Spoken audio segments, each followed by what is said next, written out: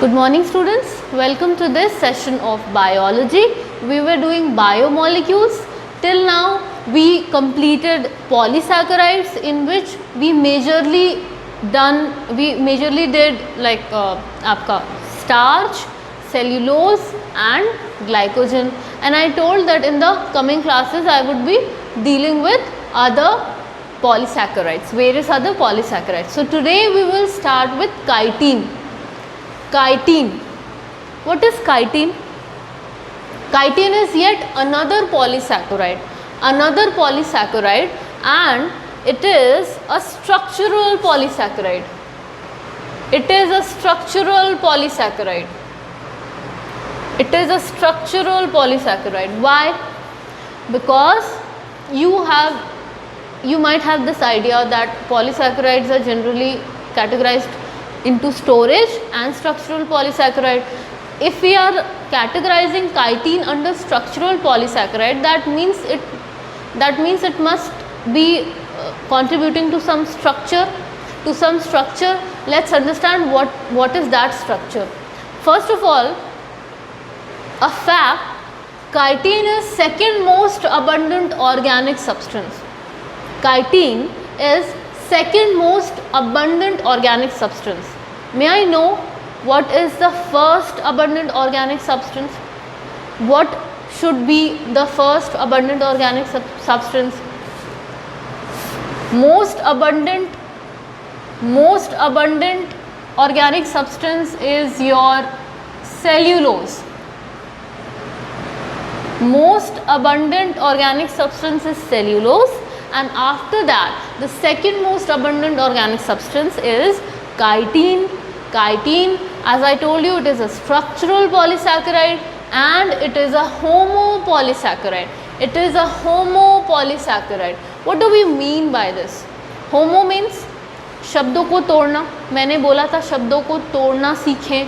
Homopolysaccharide. Homo means same, poly means many, saccharide means carbohydrate. Therefore homo means, poly means, saccharide means. If we put it together, it is like chitin is made up of same type of saccharides, many saccharides which are of same type, many saccharides which are of same type. Chitin is made up of many saccharides which are of the same type, homopolysaccharide, and it is the structural component of fungal walls and exoskeleton of arthropods. As I mentioned earlier, that chitin is a structural polysaccharide. It contributes to the structure of fungal walls, cell walls of fungi and exoskeleton of arthropods like crabs. Okay, now if it is a homopolysaccharide, it should be made up of one type of units, only one type of units, same type of units. What is that? Basic unit is N-acetylglucosamine. What is N-acetylglucosamine? Beta, this is a modified form of glucose. This is N-acetylglucosamine, or N-acetylglucosamine is a modified form of glucose,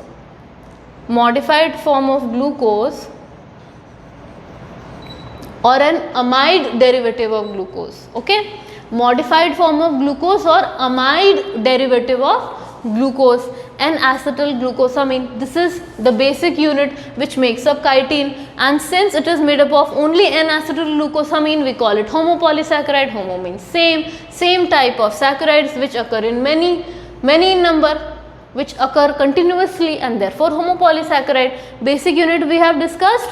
Now it is unbranched. Chitin has an unbranched configuration. What does this word tell us about the type of bonds? Unbranched means, I have already told you, if you come across bonds like 1,4 glycosidic bonds, then it is most likely to have unbranched configuration, linear configuration. And if you come across 1,6 glycosidic bonds, it is likely that the component has a branched appearance. Therefore, if we come across this word unbranched, that means it is most probably linear or does not have branches. That means it must have 1,4 linkages. 1,4 linkages, very simple. 1,4 linkages means that they are unbranched in their appearances. They have unbranched configuration. They are not branched, most probably linear in appearances. And here we see that the bonds are beta 1,4 linkages. Beta 1,4 linkages. We understood when we see this denotation 1,4 linkages, we understood that the component has an unbranched configuration. What about this? If we notice this beta nature of bonds, what does this tell about chitin? We have discussed it in previous classes in cellulose as well as glycogen. We discussed it in the last class. What does it mean when we come across this type of nature of bonds, beta nature of bonds? This means that it is yet again unindigestible. It cannot be digested. It cannot be digested by vertebrates like us, animals like us. Why? Because people, humans or animals have enzymes in their bodies which can only break alpha glycosidic linkages and not beta glycosidic linkages. If any component has beta glycosidic linkages in it, then it is most likely that we as vertebrates, animals, humans cannot digest this component. Simple and clear. Like cellulose also had beta bonds. And we cannot digest. We do not possess enzymes which can break down beta bonds like cellulose. So this is undigestible in vertebrates. Yet again undigestible in vertebrates like cellulose. So what type of bonds can we digest? What type of bonds? What type of enzymes? Our body has enzymes which can digest alpha glycosidic linkages. So what are those components which we can digest? What are those things that we can digest? I have already discussed starch because it has alpha bonds and glycogen. It also has alpha bonds. So we will be able to digest those, but not chitin and cellulose since they have beta bonds in them.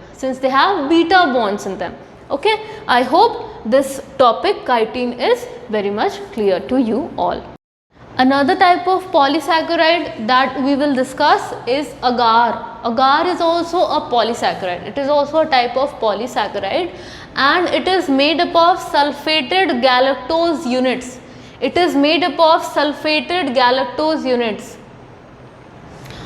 Can anybody tell me if only one unit is mentioned over here, if only one substance is mentioned over here from which we derive agar, then what type of a polysaccharide is agar?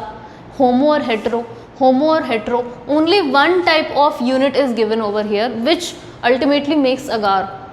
Agar is made up of only this type of units, only sulfated galactose units. What type of polysaccharide is agar? Homo or hetero? Of course it is homo, because hetero would have meant that agar is made up of different types of units, but here agar is only made up of sulfated galactose units. So beta ye kya hoga? It is a homo polysaccharide. Okay. Now agar, what is actually is agar? Let's understand. Agar dissolves in hot water and sets to gel on a cooling substance. अगर आप इसे गर्म पानी में अगार को डालते हैं ना बेटा, ये डिज़ोल्व हो जाती है. ठीक है, पाउडरी सब्सटेंस होती है, डिज़ोल्व हो जाती है. और जैसे ही वो कूल होता है, जैसे ही हॉट वाटर का टेम्परेचर नॉर्मल होने लगता है, इट स्टार्ट्स कूलिंग, तो agar sets to a gel, वो जेल में ट्रांसफॉर्म होने लगता है. Agar starts transforming into a gel like material. Okay, agar starts transforming into a gel like material. वो आराम से डिज़ोल्व हो जाता है गर्म पानी में, बट जैसे ही पानी का टेम्परेचर थोड़ा नॉर्मल होने लगता है या it starts to cool off, then agar also sets to gel, that is it starts transforming itself into a gel-like material. Now what is agar used in? It is used to thicken nutritive medium for various types of culture techniques. Example, tissue culture. क्या लिखा है यहाँ पे? Agar is used to thicken nutritive medium for various types of culture technique. Agar आपका as a nutritive medium use होता है. Example में क्या दिया हुआ है? Tissue culture. What is tissue culture? What is tissue culture? A small fragment of any plant और animal tissue. ठीक है, एक छोटा सा प्लांट या एनिमल टिश्यू आप लीजिए and you transfer it into an artificial medium. एक आर्टिफिशियल न्यूट्रिटिव मीडियम में उस फ्रैगमेंट को ट्रांसफर कर दीजिए and you will see that it continues to survive, grow and function. You will see that particular fragment of tissue which you derived from a plant or an animal, it continues to survive, grow and function in that in that artificial nutritive medium. So that is tissue culture, and the nutritive medium in tissue culture is your agar, the gel-like substance. The gel-like substance, agar, serves as a nutritive medium in various culture techniques. I hope this point is clear to all of you. And from where is it obtained? Before this point, let me explain one more point to you. Agar is also indigestible. Agar is indigestible and we cannot digest agar. So it is also used as a laxative. It is also used as a laxative. Doctors prescribe it to patients suffering with problems like constipation and all, because it is used as a good laxative, as it cannot be digested and forms very indigestible bulk material of the fecal matter. So it helps in effective egestion of waste materials from our body. So it is also used as a laxative. ठीक है? Okay beta. Now from where is it obtained? From where is it obtained? It is obtained from Gracilaria, Gelidium, Gelidiella. What are these names? What are these names? These are seaweeds. But what are these? To which category do these names belong? What are these? These are Gracilaria, Gelidium and Gelidiella are red algae. These are red algae from which our agar is obtained. So what exactly is agar? It is a polysaccharide, of course, a homopolysaccharide, because why? It is made from sulfated galactose units. It is used to thicken nutritive medium for various types of tissue culture or culture techniques. I have already discussed that. Used as a laxative. ये आपके hot water गर्म पानी में soluble होता है, but जैसे ही the water tends to cool off, it sets to gel, it gets transformed to gel-like material, and it is obtained from very important point, obtained from Gracilaria, Gelidium, Gelidiella. All these are red algae. From which our agar is obtained. Hello students, before moving on to the next category of polysaccharides, I would like to do a quick revision of what we have already done. We were doing polysaccharides, and I told you that polysaccharides are of various types, and therefore we divide into subcategories like homo and heteropolysaccharides. We studied about homo and heteropolysaccharides. What was what type of polysaccharide is a homopolysaccharide? Polysaccharides which are made up of only one type of monosaccharide units constitute homo. Homo word means same, only one type, same type of monosaccharide units are homo, and hetero just the reverse of it, different types of monosaccharide units are involved in making polysaccharides which fall under heteropolysaccharides. Okay, now what were the examples of homopolysaccharides? Are starch, cellulose and glycogen. All three were homopolysaccharides. And what was the example of heteropolysaccharides? We did hemicellulose. Hemicellulose was an important Example of heteropolysaccharides. Why? Because hemicellulose is made up of different types of monosaccharide units. Now another categorization was about storage and structural polysaccharide. Storage and structural polysaccharide. We understood that the polysaccharides which act as reserve food in plants or animals serve as storage polysaccharide, and polysaccharides which confer a structural configuration to plants or animals are termed as structural polysaccharide. What were the examples of storage? Storage के example क्या था हमारा? Storage में आपका starch, reserve food in plants, glycogen, reserve food in animals, and one more important example is inulin. I would talk about it in just a minute. Inulin is also a storage polysaccharide and it is a very important aspect of your NEET preparation. So we will discuss about this inulin in just a minute. Structural polysaccharides which give or confer structure to any plant or animal cell. So in this what all did we study? Structural में आपका आ गया था cellulose, then chitin, cellulose, cell wall of plants, chitin, fungal cell wall and exoskeleton of arthropods. Okay, structural में आपका hemicellulose भी आ जाता है, hemicellulose भी आ जाता है, ठीक है. So all these examples we did. Now as I said, inulin, a storage polysaccharide, we still have to discuss what is inulin. Come over here, please look over to this part of the board. Inulin. What is inulin? Let's understand what is inulin. As I've already told you, it is an important example of storage polysaccharide. Means inulin acts like a reserve food in some part. What are that? What are those? Inulin is a fructan storage polysaccharide. Fructan storage polysaccharide, which means it is a storage polysaccharide which has its basic unit as fructose. Fructose का बना होता है inulin. बना होता है in the sense कि it is many fructan polysaccharides keep on repeating to give us inulin. And where are they found? In tubers and roots of dahlias and bulbs of onion and garlic. और भी जगह पाए जाते हैं, artichokes हो गए. So that is another matter. These are generally found in tubers, roots and onion bulbs, etc. Underground structures, structures which are not exposed to your sun. Okay, and it is a white tasteless powder. And it gives no color with iodine. What other component does not give any color with iodine? We discussed it just yesterday.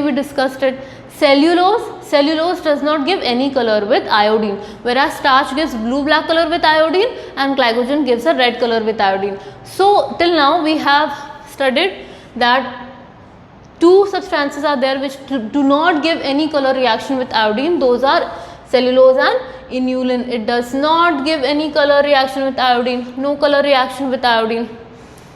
Again, an important point. Inulin is not metabolized in human body. That is, it cannot be digested, it cannot be absorbed, it cannot be assimilated in human body. We human cannot digest this thing. We cannot metabolize this inulin in our body. Therefore, it is useful. Inulin is used. It is useful in estimation of GFR. Now, what is GFR? Full form of GFR is glomerular filtration rate. Glomerular word से आपको समझ में आ रहा है? What part of the body am I talking about? Glomerular filtration rate. I am talking about the kidneys. It is useful in estimation of glomerular filtration rate. What is GFR? It is a test which estimates how well your kidneys are working, बेटा. ठीक है, how well your kidneys are working, आपकी kidneys कितने अच्छे से filter कर पा रही हैं चीज़ें, उस चीज़ का डिटर्मिनेशन इस टेस्ट से होता है, ग्लोमेरुलर फिल्ट्रेशन रेट. एंड इसमें क्या यूज़ करते हैं हम? Inulin. Why? Because it is not metabolized in our human body. So आराम से एस्टिमेशन हो जाती है. So inulin we discussed it is a storage polysaccharide. Now comes the third category of polysaccharides, mucopolysaccharides. Mucopolysaccharides नाम से समझ में आता है कुछ? नाम से if you split the words, can you understand what are we going to study about? Muco means mucus, something like mucin or mucus. It is about those polysaccharides which are mucus in nature, which are mucilaginous in nature, which are slimy, which are sticky in nature. These are polysaccharides of repeating disaccharide. Polysaccharides of repeating disaccharide. बेटा यहाँ पे monosaccharide नहीं, disaccharide की बात हो रही है. Polysaccharides of repeating disaccharide units composed of first an amino sugar. This amino sugar can be in the form of glucosamine or galactosamine. This amino sugar can be in the form of glucosamine or galactosamine and a uronic acid. We will further study about these compounds in our cell chapter, galacturonic acid, glucuronic acid. Okay, so those things, glucuronic acid and galacturonic acid, are categorized under mucopolysaccharide. So polysaccharides of repeating disaccharide units composed of first what? Amino sugar which can be in the form of galactosamine or glucosamine and a uronic acid. And as evident we can see that polysaccharides are made up of, यहीं पे दिख जा रहा है कि दो अलग unit से बन रहा है, therefore it is a hetero, not made up of same type of monosaccharide units, not made up of same type of repeating monosaccharide units, therefore it is a hetero polysaccharide made up of different types of units. Okay, and these mucopolysaccharides constitute most of the structural component of connective tissue. हमारी जो connective tissues होते हैं ना, connective tissue में आपका क्या क्या आता है? Elastin, ligaments, cartilage. उसमें बेटा they serve as structural component of connective tissue and they are good lubricants and shock absorbers. connective tissue में अगर ये पाए जाते हैं तो इनका एक एडवांटेज और है कि जहाँ भी आपके बोन्स कनेक्ट हो रहे हैं वहाँ पे लुब्रिकेशन की भी ज़रूरत होती है for mobility and shock absorber की भी ज़रूरत होती है. So they are good lubricants and shock absorbers. ठीक है, म्यूकोपॉलीसैकेराइड्स के बहुत सारे अच्छे एग्जाम्पल्स हैं like hyaluronic acid, chondroitin sulfate, keratin sulfate, heparin and heparin sulfate. All these are examples of mucopolysaccharides which we will deal in another session. So I hope all of you are like have a general idea of polysaccharide, what are the various categories, homo, hetero, storage and structural and mucopolysaccharides, and I have dealt in detail with all the important examples which are likable, very important for your NEET exam. Okay, so in the next session we'll deal with the examples of mucopolysaccharides. Thank you so much.